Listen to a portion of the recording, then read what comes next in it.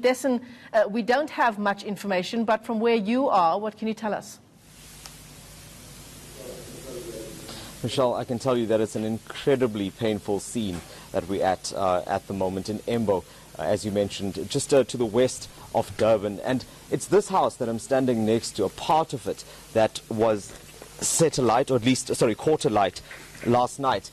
This room that I'm hoping you can see now was the only part of the home that was damaged. It's also the area that really turned into a furnace and stole those 4 lives that you mentioned. And these were very young children, aged 1, 2, 4 and 6. Those were 2 little boys and 2 little girls that were here. Now, from talking to the neighbors as well as the family members, they believe that the mother wasn't here at the time that this fire had started, and she'd only arrived later to find this room completely engulfed in flames. And by that point, despite the best efforts of firefighters and others who had attended, those little children had passed away. I think someone that is really experiencing the worst pain right now is the father of those children. He's with me now, Zamani Twala. Zamani, if I can just ask you to stand over on this side, and once again, our condolences to you for this really massive loss that you've experienced. You said to me that you found out after the fact that you had in fact lost all of your children. How did you receive that news? Hey, it was bad day. By that time, I couldn't believe when my cousin phoned me.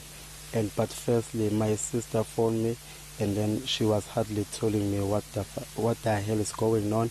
And then I forced my cousin to tell me what really happened. And he told me that, hey, you don't have a children anymore. Hey, by that time, I don't want to lie, I was drunk. I become sober, and I cried the whole night. I never sleep. So her mother left them inside and locked the 2 doors. So when she came back, and the whole room was burnt. So it's a bad tragedy for me. You were saying to me that, in fact, you had last seen the children in February, and it was Zamokutle's birthday at that time. And you were then meant to come back this weekend to fetch them. And it was today that you arrived here and you'd found that there were no more. Yeah, because unfortunately I was supposed to pick them by today, Monday. And then I was waiting for them to do the ceremony for their mother, because her mother passed away in December. So they were supposed to do the ceremony, and then I was supposed to wait up until they get back. So, and they did, and I was supposed to come by today to pick them, but I was too late to get them. Samani, what do you remember the most about your children, and what do you think you'll miss about the little ones? To be honest, they love me so much, and I love them too. But you also have your favorites. But Zamogohle, I was leaving her. She was my everything. I couldn't imagine the life against her. Everything I think I planned is for her, to be honest. It's like she is a firstborn, but she's the second one. She was 4, eh? Yeah, she was 4. And it was her birthday by 11 of February. And I was there to do their part. And I just put them both with her sister, because her sister is 18 and her is 11. So I decided to do as the same dates. So it's really bad to me, it's hard. Zamani, have you spoken to the children's mother since the incident? Yes, I did earlier, before the scene took place. She tried to call me, but I couldn't pick up the phone. And then I tried to phone her about around 2:30, and she told me she was about to tell me something. And I asked her, you can show me now? And she said, no, it doesn't matter now.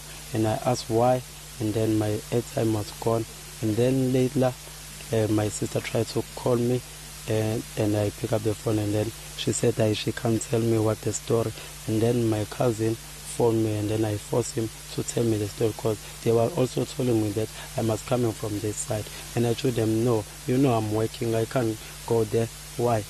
and they said it's really important. And then I forced him, my cousin, to tell me what the story. And then he told me that, hey, you don't have children anymore. And I said, why? Why that hell happened? Zamani, just before we wrap up, you said to me earlier that you were concerned about why the doors were locked in this house.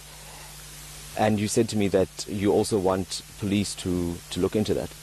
Yes, I do want that, because to be honest, as my side, I believe that I had to press the charges against them, because it's irresponsible, because you can't leave the children alone.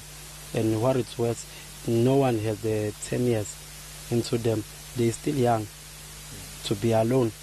And what most of all, you just lock the 2 doors. Why? Why you have locked the 2 doors? Because you are supposed to lock 1 door and then it's okay. Then you lock all of the doors. To me, it sounds like this scene, it happened by purpose. To me. Thank you very much, Zamani, and we wish you and the family all the best as you try to recover from this. Michelle, that was the father of these children, and he also wants some questions answered. One of those is as to why the door of this bedroom was locked, as he says. As you can imagine, this will all form part of the police investigation that is currently underway. They say that they are looking at 4 inquest cases at the moment, but if there is anything untoward found, that could also change during the course of that investigation. Yeah, it appears that we've only brushed the surface in terms of getting to the bottom of exactly what's unfolded there. Thanks very much for that. My colleague Desan Thathia is live to us there from Embo, that's just outside Durban.